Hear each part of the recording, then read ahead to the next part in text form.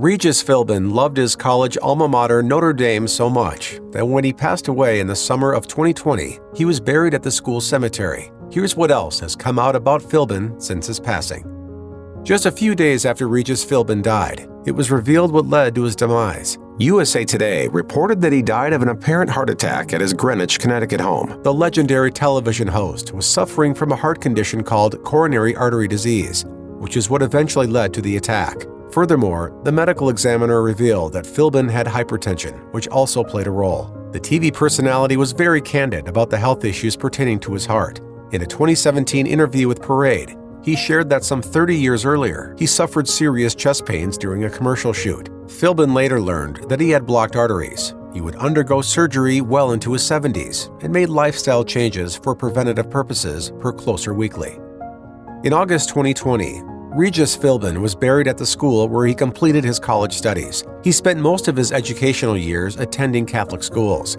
After graduating from Cardinal Hayes High School in the Bronx in 1949, Philbin left New York for the Midwest to attend the University of Notre Dame.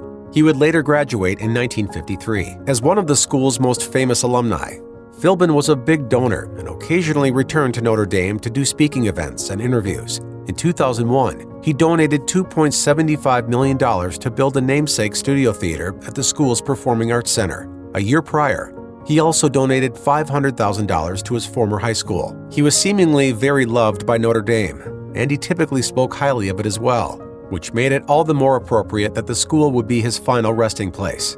On July 28, 2020, a private service for Philbin was held at a church, and he was buried on the campus's Cedar Grove Cemetery, according to the South Bend Tribune. As COVID-19 spread around the world at the start of 2020 and a global pandemic followed, various industries were hit hard and highly affected by the changes made to stop the spread. The entertainment industry was particularly changed, and even the people who keep it running felt the effects. As a recognized figure in daytime and primetime television, Regis Philbin was especially saddened by how the pandemic shifted live shows, and it took a toll on him mentally. His former co-host and longtime friend, Kathy Lee Gifford, revealed in October 2020 that Philbin was heartbroken that he couldn't do the job he loved the most. Gifford said on the Today Show he had been depressed in the weeks and months earlier because of the COVID. Regis couldn't perform anywhere. Nobody was out and about. He couldn't be Regis for people, and it broke his heart. Gifford said that he was also grieving the loss of their friend, who died of COVID-19. But most importantly, he didn't have another outlet in which he could put his focus and energy. Gifford said, "He was pretty much in a depression, I think. Regis just lived to make people happy."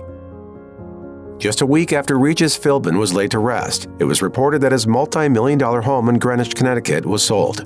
It was purchased for a little over $4 million, reported Local 12. In 2019, Philbin and his wife listed their home for sale, and it was put up for $4.6 million, a significant drop in its value from years earlier, as Architectural Digest explained. Yet, as noted, it wasn't sold for the asking price. The Philbins were well-recognized locals of the upscale city and longtime residents who had lived there since 2008.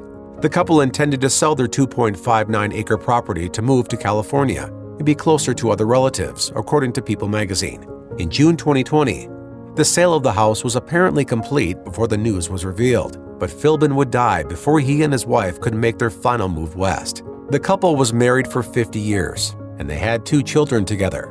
He also had 2 other children from his first marriage, his oldest daughter Amy and his only son Daniel, who sadly died in 2014 per People magazine. Philbin first got married to Catherine Phelan in 1955, but the marriage only lasted until 1968. In 1970, he remarried for a second and final time to his wife Joy. They met on a show they both worked on in the late 60s. In the days before the October 2020 premiere of the game show Who Wants to Be a Millionaire, the current host, Jimmy Kimmel, paid tribute to Regis Philbin. Philbin was the first host of the popular quiz show when it debuted in 1999. During his time as host, he recorded some 300 episodes until 2009. But even after his departure, he would still make regular appearances as a guest host. In the memorial video footage of Philbin, he is seen on the set of the show during his early hosting years. In the clip, Kimmel also shared a story of meeting the legendary host on his first day of filming, as well as an interview segment with the two of them. Kimmel praised Philbin for helping turn the show into what it became, and for paving the way for him and the previous hosts that followed. Regis No one will ever be better at doing this than you. No one, never. He shared that the legendary television host was a valuable asset to the show.